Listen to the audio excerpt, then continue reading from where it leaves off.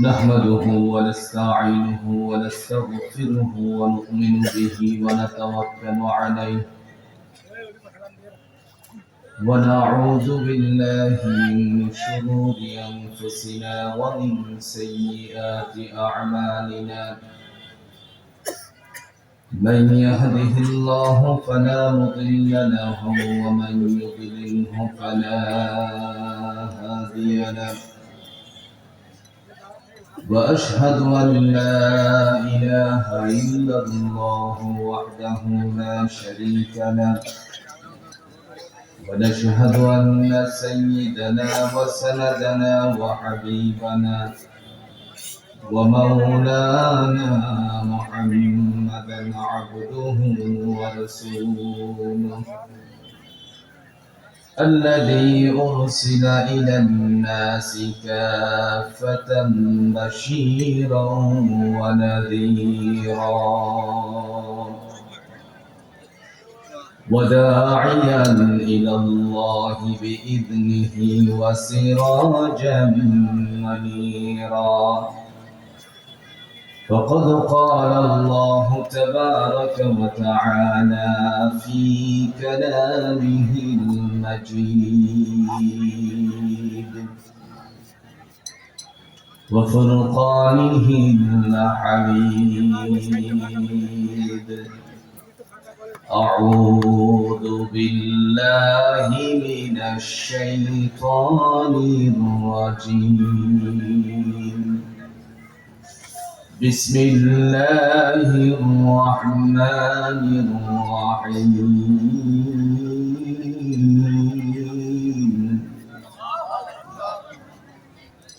إن مع العسر يسرا فإذا فرغت فانصب. إن مع العسر يسرا فإذا فرغت فانصب وإلى ربك فارغب.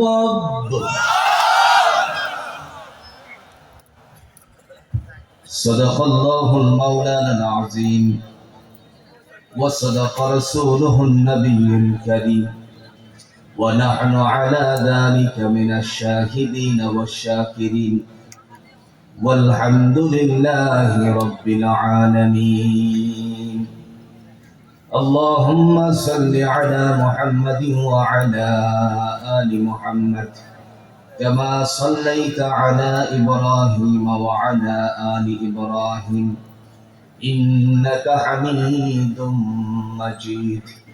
اللهم بارك على محمد وعلى آل محمد كما باركت على إبراهيم وعلى آل إبراهيم إنك حميد مجيد.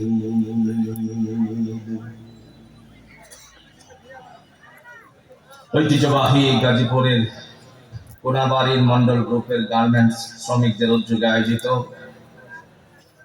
আজকের এই বার্ষিক 14তম তাফসিরুল কোরআন ও দোয়ার মাহফিলের শ্রদ্ধাভাজন সভাপতি জনাব আলহাজ হাফেজ মাওলানা আব্দুল মান্নান সাহেব দামাত বারাকাতুল আলিয়া, ইমাম ও খতিব বিএডিসি জামে মসজিদ কাশিমপুর। আল্লাহ রাব্বুল আলামিনের পক্ষ থেকে তারই বান্দাকে কোরআনের খাদেম হিসেবে কবুল করুন। আমিন। একটু আস্তে বলেন আমিন। আজকের এই মাহফিলের চিফ গেস্ট জননেতা জনাব মোহাম্মদ শওকত হোসেন সরকার, সভাপতি বাংলাদেশ জাতীয়তাবাদী দল বিএনপি গাজীপুর মহানগর। দয়াময়ের পক্ষ থেকে তারই বান্দাকে কোরআনের জীবন আদর্শ গঠন করে জিন্দেগি পরিচালনা করার তৌফিক দান করুন। আজকের এই মাহফিলের সম্মানিত বিশেষ অতিথি এই মন্ডল গ্রুপের সম্মানিত নির্বাহী পরিচালক, সকল দায়িত্বশীলদের দায়িত্ব গ্রহণকারী ইঞ্জিনিয়ার মোহাম্মদ বলিউল ইসলাম স্বপন নির্বাহী পরিচালক মন্ডল গ্রুপ, আল্লাহ পাক রব্বুল আলামিনের পক্ষ থেকে তারই বান্দাকে, বান্দার জীবন আদর্শকে কোরআন সুন্নাহ মোতাবেক পরিচালিত করার তৌফিক দান করুন। অল্প সময়ের ভিতরে তথ্যবহুল একটি বিষয় উদ্ঘাটন করার চেষ্টা করেছেন। আল্লাহ তার বান্দার কথার মধ্যে বরকত দান করুন। আজকের এই মাহফিলে কথা বলেছেন বিশিষ্ট আলেমে দ্বীন হযরত মাওলানা এম সাব্বির বিন লোকমান ঢাকা। কথা বলেছেন আলহাজ হাফেজ মাওলানা নুরুল আলম, ইমাম মন্টেক্স কমপ্লেক্স মসজিদ ও খতিব এতিমখানা মসজিদ, নয়াপাড়া কাশিমপুর গাছিপুর। দয়াময়ের পক্ষ থেকে তারই বান্দাকে দ্বীনের আলোকে কবুল করুন।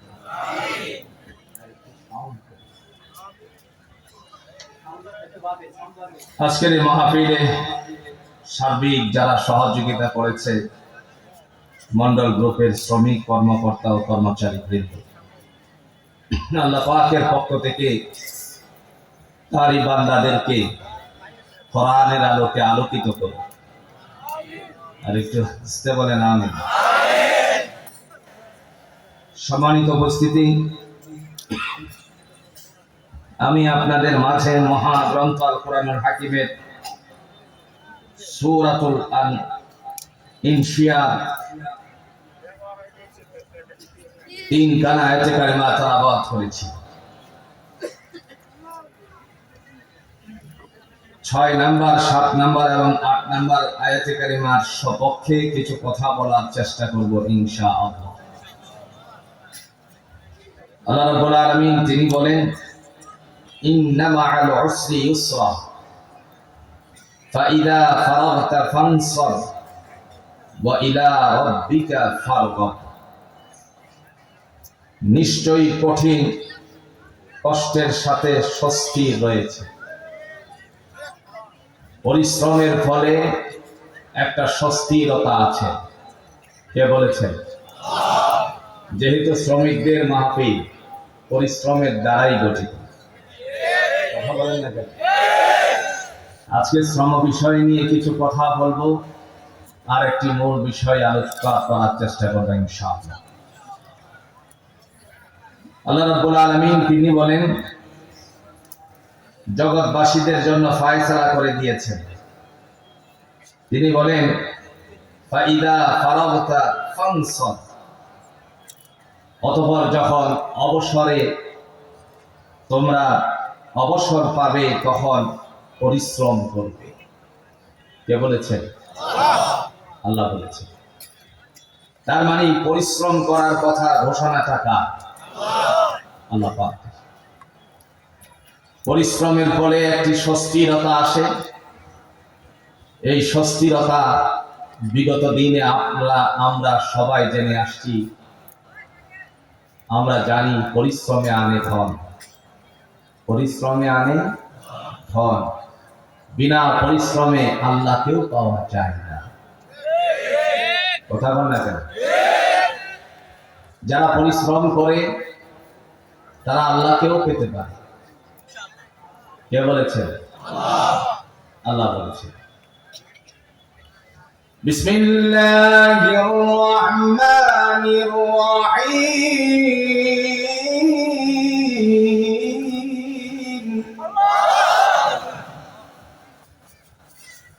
ওয়া ইযা কুদিয়াতিস সালাতু ফান্তাশিরু ফিল আরদ।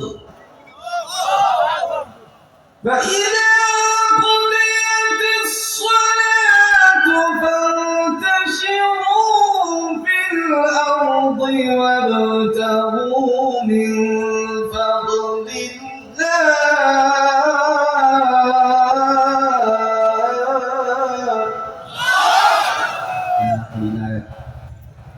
الله فإذا قضيت الصلاة فانتشروا في الأرض। বান্দা যখন আমার বিধান আদায় করা হয়ে যায় তখন জমিনে বিচরণ করো। তার মানে জমিনে বিচরণ করার কথা জোরে বলুন, ঘোষণাটা দিয়েছেন কে? কেন জমিনে বিচরণ করবে? ইন্না মাআল উসরি ইউসরা, বান্দারে নিশ্চয়ই কষ্টর পরে তোমাদের সফলতা আসে, পরিশ্রমের ফল আসে। তার মানে যারা দুনিয়ার জমিনে বিচরণ করবে, আল্লাহ বলেন ওয়াবতাগু মিন ফাদলিল্লাহ, আমি আল্লাহর পক্ষ থেকে তোমাদের রিজিকের মধ্যে বরকত দান করে দেব। প্রিয় ভাইরা আমার,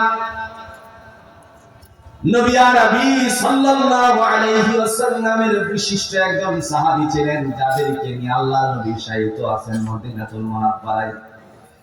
তার মধ্যে অন্যতম খাত্তাবের সন্তান ওমর রাদিয়াল্লাহু তাআলা আনহু। যে ওমর আল্লাহর নবীকে দুনিয়া থেকে বিদায় করার জন্য রওনা করেছিল শুধুমাত্র একটা কারণে, সেই কারণ ছিল বিশ্ববাসীদের কাছে প্রমাণিত আল্লাহ পাক রব্বুল আলামিনের বান্দা শুধু কেবলমাত্র রাসূল জুড়ে বলেন ডাক দিয়েছিলেন কার উদ্দেশ্যে? কোরআনুল হাকিম যদি আপনি খোলেন, কোরআন যদি আপনি চয়ন করতে চান, কোরআন যদি আপনি খুব ভালো করে গবেষণা করেন, তাহলে আল্লাহ পাক রব্বুল আলামিন আপনি আমার জন্য ফয়সালা করে দিয়েছেন। তিনি ডাক দিয়ে বলেন, ও ঈমানদার, তোমাদের জন্য কি আমি একটা ব্যবসার কথা বলবো না? যে ব্যবসার কথা আল্লাহ রাব্বুল আলামিন আমাদেরকে শিখাতে চান। জোরে বলুন তো, আমরা সেই ব্যবসাটা শিক্ষা করা দরকার আছে কিনা? জোরে বলেন, দরকার আছে কিনা? আল্লাহ আমাদেরকে একটা ব্যবসার কথা বললেন। এই ব্যবসা কারা করবে? সবাই সেই ব্যবসা করতে পারবে না। যারা করবে তারা হলো ঈমানদার, তারা হলো মুসলমান। তারা কারা? কথা বলাকে কারা? তার মানে স্পষ্ট হয়ে গেল, ব্যবসা সবার সাথে করা যায় না। তবে আল্লাহ পাক বলেন, আমি যাদের সাথে ব্যবসা করতে চাই তারা হলো ঈমানদার। সুবহানাল্লাহ। ইয়া আইয়ুহাল্লাযীনা আমানু হাল আদুল্লুকুম আলা তিজারাতিন তুনজিকুম মিন আযাবিন আলীম,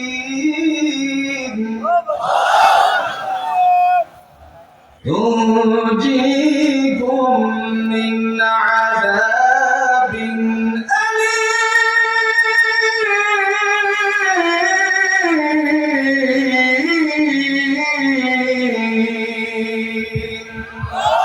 নারায়ে তাকবীর, নারায়ে তাকবীর।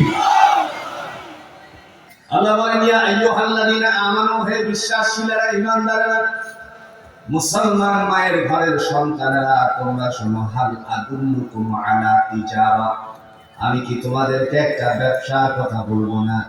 তুনজিকুম মিন আযাবিন আলীম, যা তোমাদেরকে ভয়ানক শাস্তি থেকে রক্ষা করবে। কে বলছেন?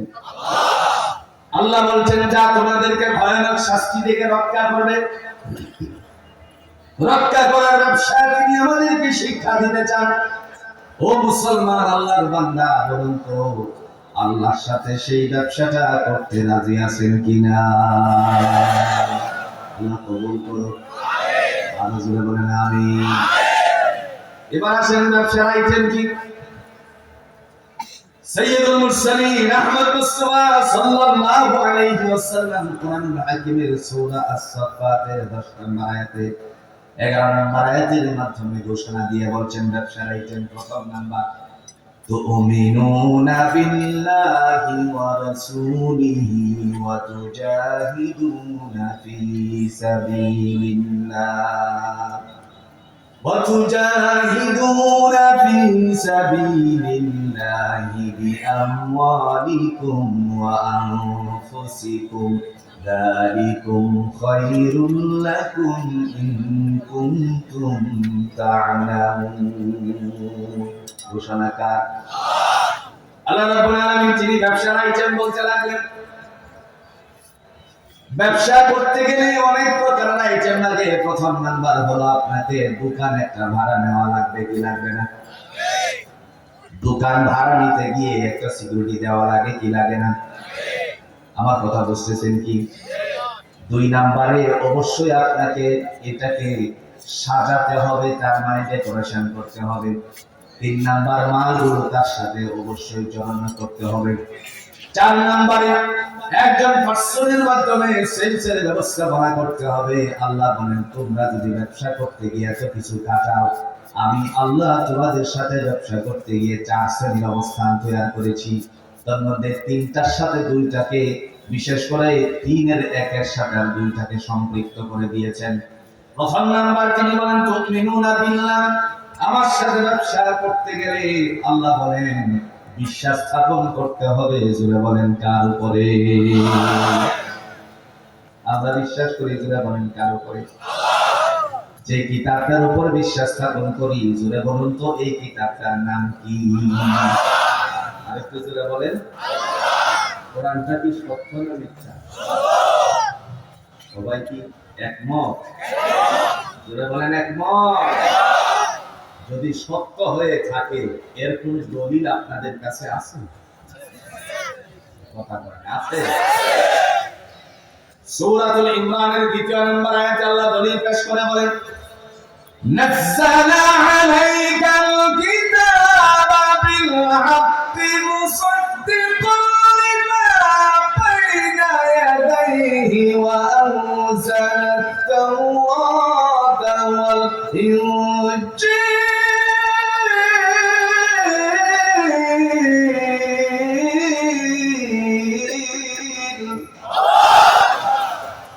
আল্লাহ রাব্বুল আলামিন তিনি বলেন, নাযালা আলাইকাল কিতাবা বিল হক, আমি এই কিতাব কোরআনকে সত্য রূপে অবতীর্ণ করেছি। মুসাদ্দিকান লিমা বাইনা ইয়াদাইহি ওয়া আনজালাত তাওরাতা ওয়াল ইনজিল, সত্যায়নকারী হিসাবে তাওরাত আর ইনজিলের।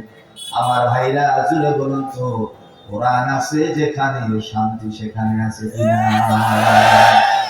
কোরআন নাই কষ্টিনকালেও শান্তি আসবে?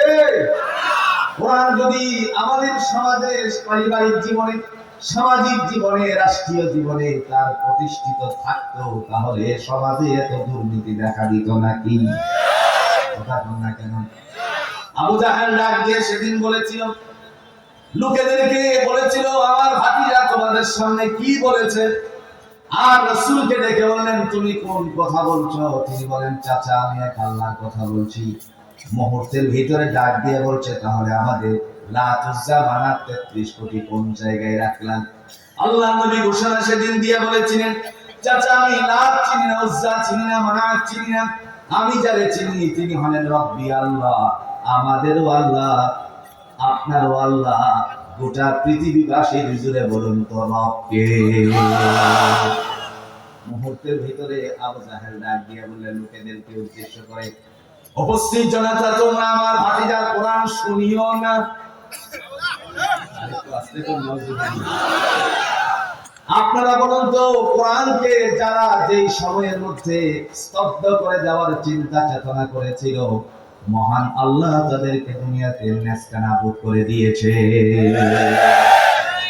এই কোরআনুল হাকিমটারে একটা সূরা দ্বারা আল্লাহ সাজিয়েছেন, এই সূরাটার নাম হলো সূরাতুল লাহাব। নাম কি? কথা বল না, নাম কি?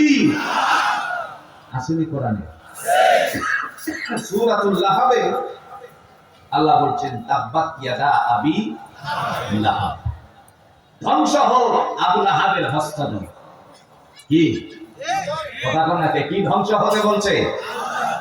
আবু লাহাবের হস্তদ্বয় ধ্বংস হওয়ার কথা আল্লাহ বলেছেন। তার পিছনে কারণটা কি? অথচ এই আবু লাহাব মুহাম্মদ সাল্লাল্লাহু আলাইহি সাল্লামকে কুলে নিয়েছেন এই হাতের দ্বারা, এরপরেও হাত ধ্বংসের কথা আল্লাহ বলছেন।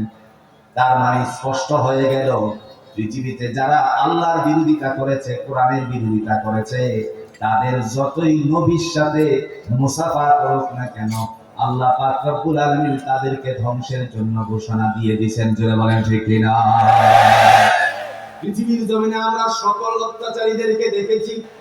মুসা নবীর সময়ে ফিরআউনের কথা কোরআনে আমরা শুনেছি, আবার নমরুদের কথা, ইব্রাহিম আলাইহিস সালাতু ওয়াস সালামের সময় যুগের সেই কথাগুলো আমরা শুনেছি, হামানের কথা শুনেছি, সাদ্দাদের কথা শুনেছি, হারুনের কথা শুনেছি, এমনি ভাবে শেষ পর্যন্ত আমরা লক্ষ্য করেছি গোটা পৃথিবীতে যারা কোরআনের বিরোধিতা করেছে তাদের অবস্থাও আমরা দেখেছি। যারা বলেন ঠিক কিনা?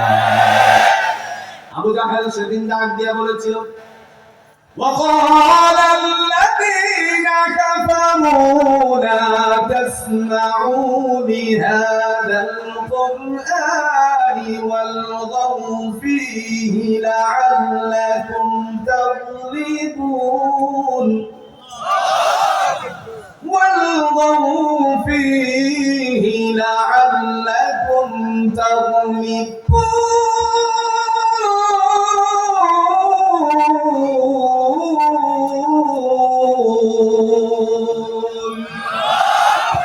নারে তাকবীর, নারে তাকবীর। দিন ইসলাম, দিন ইসলাম জিন্দাবাদ, জিন্দাবাদ। আল কোরআনের আলো ঘরে ঘরে জালো। আমার ভাইরা আবু জাহেল বলছিল, হে অবাধ্যচারীর দলেরা, লা তাসমাউ লিহাদাল কুরআন, আমার ভাতিজার কোরআন তোমরা শ্রবণ করবে না। শুধু তাই নয়, ওয়াল গাউ ফীহি লাআল্লাকুম তাগলিবুন, যদি সেখানে কেউ আমার ভাতিজা যদি সেখানে গিয়ে কোরআন তেলাওয়াত করে তখন তোমরা এই জায়গাটার মধ্যে হট্টগোল সৃষ্টি করবে। পৃথিবীবাসীর মধ্যে কোরআন আছে, এবার আপনারা সাক্ষী দিয়ে বলুন তো কোরআনের বিরুদ্ধাচরণকারীও আছে কিনা?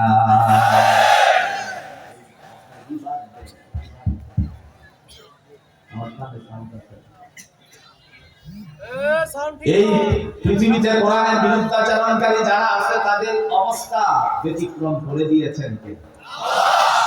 আজ যেন মনে পড়ে গেল কোরআনের একজন মানুষের কথা, যিনি আপনাদের এই কাশিমপুর কারাগারের মধ্যে জীবনকালে দুঃখে দুঃখে কাটিয়েছিলেন। আল্লাহর বান্দা সেই কাশিমপুর কারাগারে থেকে থেকে কোরআনের বছর বছর প্রায় 40 বছরের ঊর্ধ্ব সময় পর্যন্ত কোরআনের খেদমত করেছেন গোটা বিশ্বের কাছে। আল্লাহর ঘরের সামনে দাঁড়িয়ে কাবা ঘরের দরজা যেদিন খোলা হয়েছিল সেদিন কামনা করেছিলেন, আল্লাহ তোমার ঘরটার ভিতরে কি আছে যদি একবার দেখতে পেতাম। শেষ পর্যন্ত দয়াময় তিনি তার দোয়া কবুল করে বাংলার জমিন থেকে নিয়ে কাবা ঘরের ভিতরে ঢুকাইয়াছিলেন। বান্দা যতগুলো দোয়া বাংলাদেশে করছে সবগুলো কবুল হয়েছে। কথা বল না, কে কবুল হয়েছিল? তিনি এই জমিনে থাকা অবস্থায় বলেছিলেন, আমার গায়ে কাদা মাটি লাগে নাই যে মাটির কথা বলা হয়েছে, আমার গায়ে যে আমাকে তকমা লাগানো হয়েছে এই ধরনের আমার কোনো ত্রুটি বিচ্যুতি নাই, এই কাদা মাটি লাগে নাই। শেষ পর্যন্ত জমিন থেকে বিদায় হওয়ার পরে আমরা লক্ষ্য করেছি যারে সাক্ষ্যদাতা হিসাবে তার বিরুদ্ধে দাঁড় করিয়েছিল ওই আল্লাহর বান্দা মুসলিম নয়, কিন্তু মানবতার দ্বার খুলে দিয়ে সমস্ত মানুষের সামনে গিয়ে বলছিল, আমি তাদের প্রতিহিংসার শিকার হয়ে আমার উপরে চাপ প্রয়োগ করার কারণে তার বিরুদ্ধে সাক্ষী দিয়েছি, কিন্তু তার এই ধরনের কোনো অপরাধ নেই। এই জমিনের মধ্যে নিষ্পাপ হয়ে গেলেন। যে জাতির মানুষকে ভুলভাল ট্যাবলেট খাওয়ানো হয়েছিল সেই জাতিকে ওই আল্লাহর বান্দায় বলে দিলেন তিনি অপরাধের অপরাধী। জমিনের মধ্যে থাকা অবস্থায় তিনি বলছিলেন, বেশি লাফালাফি করো না, গাছের গোড়া ধরে ঝাঁকুনি দিলে মামুর বাড়ি দিল্লি দিয়ে বলবা। বান্দার দোয়া কবুল করেছেন কে? প্রিয় ভাইরা আমার, জালেমদের বিচার জুড়ে বলুন করে কে? এই কাশিমপুর কারাগারে বান্দা থাকা অবস্থায় কতই না অত্যাচার করা হলো। প্রিয় ভাইরা, এই জমিনের মধ্যে থেকে থেকে দোয়া করেছিলেন যা আমরা সবকিছু বাস্তবায়িত হতে লক্ষ্য করেছি। শুধু তাই নয়, মহান আল্লাহ পাক রব্বুল আলামিন তিনি এই কোরআনের দ্বারাই ঘোষণা দিয়েছেন, লা তাসমাউ লিহাদাল কুরআন। আবু জাহেল সেদিন বলেছিল, তোমরা আমার ভাতিজার কোরআন শ্রবণ করিও না, ওয়াল গাউ ফীহি লাআল্লাকুম তাগলিবুন, যদি কোথাও কোরআন তেলাওয়াত করা হয় সেখানে হট্টগোল সৃষ্টি করবে। আল্লাহ পাক রব্বুল আলামিন বলেন, যত হট্টগোল হবে, যত চিন্তা চেতনা হবে তার বিরুদ্ধে, আমি প্রত্যেক মানুষের দুয়ারে দুয়ারে তা পৌঁছিয়ে দেওয়ার জন্য যথেষ্ট কার্যকারিতা পালন করি। আমার ভাইরা বলুন তো, কোরআন আছে, শান্তি আসেনি? যেই জায়গায় কোরআনের একটা আইন যদি চালু থাকতো, যদি সংসদে সেই আইন চালু হতো, চুর এবং চুরিকারীর উভয়ের হাত কেটে দাও, তাহলে গোটা পৃথিবীতে বিশেষ করে বাংলাদেশের একজন চুরও থাকতো না। এখন চুরি জুড়ে বলুন তো কম না বেশি? চিন্তায় জুড়ে বলুন তো কম না বেশি? রাহাজারি কম না বেশি? অত্যাচার কম না বেশি? সাদা মনে হয় একটু বনাই। আমার বলার অর্থ হলো, আমরা সবাই ভালো হতে চাই, রাজি আছেন ইনশাআল্লাহ?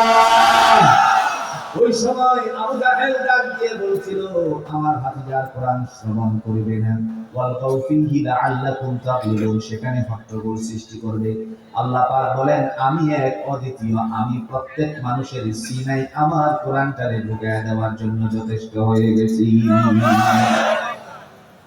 এজন্য আল্লাহ পাক রব্বুল আলামিন বলেন, ইয়া আইয়ুহাল্লাযীনা আমানু, হে বিশ্বাসীরা, হাল আদুল্লুকুম আলা তিজারা, আমি কি তোমাদেরকে একটা ব্যবসার কথা বলবো না, যার দ্বারা তোমরা তুনজিকুম মিন আযাবিন আলীম, ভয়ানক শাস্তি থেকে নিষ্কৃতি পাবে।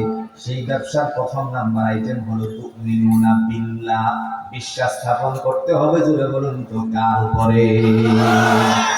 এবার আপনাদের কাছে প্রশ্ন হলো, আল্লাহ কি আছেন? কথা বল, প্রমাণ আছে কি? ঠিক করে বলেন, আল্লাহ কি আছে? দলিল আছে কোরআনে? আল্লাহ রাব্বুল আলামিন সূরাতুল বাকারায় অতি সহজে আমরা যে সূরাকে আয়াতুল কুরসি বলেছি, তিনি তার কাছে তার ভিতরে প্রদান করে দিয়ে জাতিকে ঠান্ডা করে দিয়েছেন।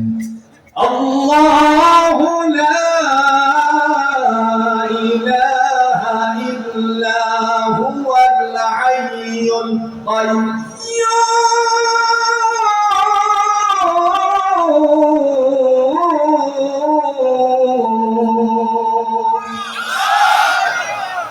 রব্বে কারীম তিনি বলেন, আমি হলাম এমন সত্তা যার সাথে কোনো অংশীদারিত্ব নেই। আল হাইয়ুল কাইয়্যুম, তিনি চিরঞ্জীব, চিরস্থায়ী, ছিলেন, আছেন এবং থাকবেন। যিনি বলেন ঘোষণাকার। নাকি আল্লাহরে ফেরাউনে মেরে ফেলেছে? ফেরাউন তো তীর নিক্ষেপ করেছিল আল্লাহকে মারার জন্য, আল্লাহ তীরটাকে রক্তমাখা অবস্থায় ফেরত দিয়েছিলেন। মুসা কালিমুল্লাহ ডাক দিয়ে একদিন আল্লাহকে বলেন, আল্লাহ, পৃথিবীর সব কিছু জিমাই, তুমি কি জিমাও না নাকি? জিমানি বুঝেন তো? কথা বলেন না, জিমানি বুঝেন? পৃথিবীর সব কিছু ঘুমন্ত হয়, তুমি কি ঘুমাও না নাকি? আল্লাহ দেখে বলেন, আপনি কি বলতে চান তো আমার একটু বোঝা প্রয়োজন। সাথে সাথে রব্বুল আলামিন বললেন, আপনার জন্য একটা পাহাড় নির্ধারিত আছে, সেই পাহাড়ে যান। যাওয়ার সময় চামড়ার একটা মশক নিয়ে যাবেন, যার ভিতরে থাকবে পানি। এটা নিয়ে দাঁড়িয়ে থাকবেন। গিয়ে মুসা আলাইহিস সালাতু ওয়াস সালাম পানির মশক নিয়ে গেলেন। যাওয়ার পরে পাহাড়ের উপরে দাঁড়িয়ে আছেন। মানুষের স্বভাব হলো রাত যত গভীর হয় তত তার আল্লাহর বান্দা কমলাচ্ছন্ন হয়। জোরে বলেন, আছে কিনা? একটু সহজ করে বোঝার জন্য বলছি, বাংলাদেশে একটা সালাত আছে, নামাজ আছে, যার ভিতরে গেলে পরে লম্বা নামাজ রমজান মাসে।